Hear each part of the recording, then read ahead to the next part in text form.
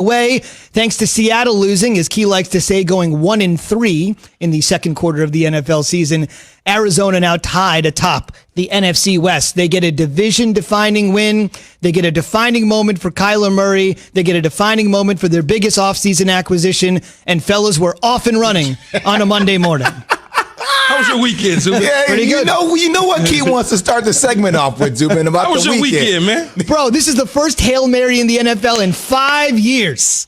No, If there's ever a day we're going to lead with sports, isn't it this day? What happened to Rutgers this weekend? Yeah, what happened to your squad this weekend? Lost to Illinois. All right. Most high school teams could probably beat Illinois, but that's another story for another day. That's a bad loss. That is a bad loss. By the way, SC, again, with another great rally to win. SC has thrown 4 touchdown passes in the final 2 minutes of both of their games combined. I don't care. They are 2-0. The way they look these last 2 games, they're not ready for the Final Four. Nobody more dramatic, though, than the Cardinals, right? As I try to veer it back toward the Cardinals, We're going to get to the Cardinals. There's no question about it. Tell me your weekend was better than Kyler Murray. Don't even worry about it. Evan already jumped in my ear and said, don't worry, you guys have Michigan coming up this weekend to get healthy on. That's coming from the control room. Well done, Evan. If Michigan even have a coach by then. We'll get into that. Paul Feinbaum, Jim Harbaugh's #1 critical, join us later this morning. All right, go for the weekend and tell me it was better than Kyler and DeAndre's, and I'll rest my case. Well, here's what I would say about the play. It was phenomenal. It was phenomenal. But get somebody up on that dude in that dude's face, man. Kyler's and when face. On DeAndre Hopkins, there were 3 dudes in his face. You can't allow D. Hopkins to have free access like that. They supposed to know that. Help me out with free access. It looks like there were 3 guys draped on. No, meaning at the line of scrimmage at the start of the play, they allowed him to run down the field basically all by himself, uncontested. Whenever you give a dude free access, especially this dude, he gonna bunny hop you. He's gonna do exactly what he did to them. Climb the ladder and go take it off their head like he eating soup. That is just what happens in that situation. We talk about whether or not the Cardinals are for real and whatnot. Yeah, they're a good football team.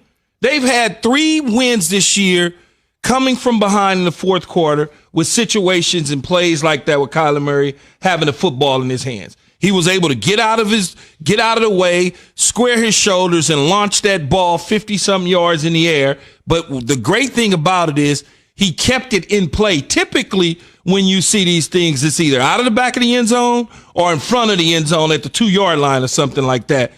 Instead, he gave his guy the opportunity to go get it 50, 60 yards in the air. And D-Hop climbed the ladder with 3 dudes draped around him. But as a defensive coordinator and a defensive back coach, the first thing you're supposed to do is those guys, as said, over there by themselves, you put somebody in front of them to reroute them and slow them down from getting that type of depth up on the defensive back. They did not do that. They didn't do it, Jay. They let him just run down the field. You act like DeAndre Hopkins is chopped liver. Like, we'll just leave him over there by himself. We're not worried about him. Like, what are you doing? That's the one dude. There's 2 dudes that I'm jamming at the point of attack for the Arizona Cardinals. Larry Old Man Fitzgerald. Yeah. I'm putting 2 dudes on him. Sitting on the dock of the bay, Larry Fitzgerald. I'm putting 2 dudes at the line of scrimmage to jam him, and I'm putting somebody over DeAndre Hopkins, somebody in the middle of DeAndre Hopkins, and somebody on the back end. And they didn't do any of that. Key, just to add to your point. So I'm watching the game last night, and I watched the catch, and I said, damn, what a catch. And then obviously, I go back and I see the replay, and I see it must be the gloves because he had the Jordan gloves on, right? But then I went back and I started watching the play in slow-mo. I wish we could show the play again on TV. Jordan Poyer, 21, comes out of the opposite side. Watch this play. And knocks Tre'Davious White out of the play. He knocks him out of the play, hits him on the play. And then you got Micah Hyde who's on the back, and that's what ultimately allows him to make that catch, him to grab, because the lane was there, but Poyer knocked White out of the play. How are you supposed to defend that? All you do is snatch him and PI him. You snatch him down. They're not going to throw the flag in that situation. So you grab DeAndre Hopkins and you basically pull him to the ground when the ball is in the air right before it gets to him. You go ahead and you get the pass interference because they're not going to call it. They're just not. I just feel horrible because I just watched Josh Allen march all the way down the field, throw an incredible pass to Stephon Diggs, and you feel like the Buffalo Bills could be sitting here at 8-2 right now. I know, and you know what argument I was on because I was on. Dan Orlovsky got me on the Bills bandwagon. No, it's cool. I started riding with them, fine. and I said going to the game, I thought this was going to be a staple game, and it works out that way. I got like this going feud with the guy out in Arizona. Not a feud. We have a little wager bet on how many games Arizona will win this year. Arizona, ESPN Arizona host of a show out there. And so we were going back and forth all year long about how many games Arizona's going to win. And so I had the send button ready. Wait. On it. So wait. I swear to you, I watching the game, Z, and I got my hand on send. I'm like, damn. Mm-hmm. Oh, well, let me repeat this real quick because the sea of red is coming for me tomorrow. On your weekly radio appearance there. So you got time to prep and figure out what you want to say. A little mea culpa. DeAndre Hopkins, the hero, after the game with an analogy using another sport that I know Jay would enjoy. You know, in basketball terminology, that's what they call this. You know, when somebody get dunked on. But it was on 3 people. Yeah. That was, you know, they were in position. It was just a better catch by eye. See, he tapped the top of his head a couple of times, and in basketball, that's what means. That's on your head. That means you got banged on.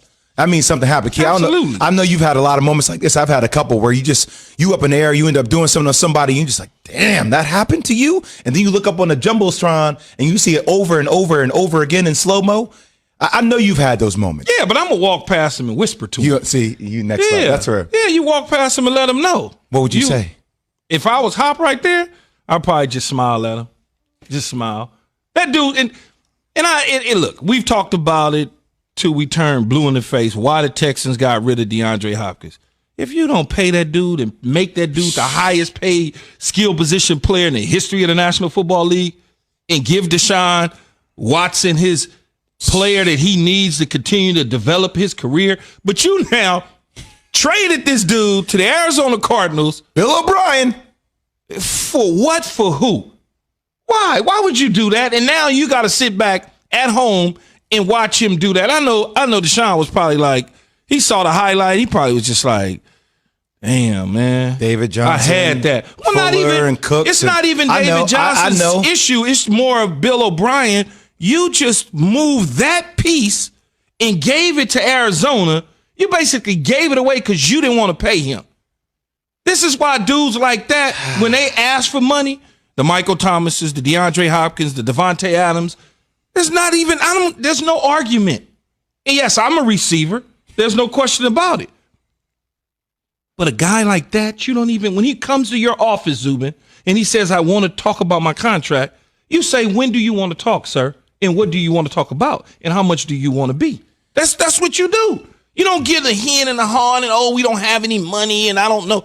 No, you pay that dude. Zubin, this is the perfect position for Keyshawn. This is the leverage position for every wide receiver in the game. And he's right. You're right. When a dude deserves it, you pay him. You making catches like that, you pay that man. No doubt. We're asking on the Dr. Pepper Twitter feed, so who's the one QB in the NFC you don't want to see in the playoffs? Tom Brady, Aaron Rodgers, Russell Wilson, Mr. Limited? Mr. Unlimited or Limited. Sorry. Okay. All self-explanatory. What? Or I just asked the question now. I don't know. It could shift. It can come back to Mr. Unlimited. I don't know. We got to throw Kyler Murray into the mix now. Brady, Rodgers, Wilson, Murray. Be a part of the Keyshawn, J. Will, and Zubin Nation on the Big Dr. Ben. Pepper Twitter feed. NFC. Oh, NFC. Indeed. We'll talk about Big Ben and what he was able to do without practicing in just a moment. ESPN Nation presented by Dr. Pepper. It's official. College football's back. So's your favorite Dr. Pepper loving college football town. Fansville. Head to a store near you to treat your inner college football fan to an ice cold 20-ounce Dr. Pepper today. Again,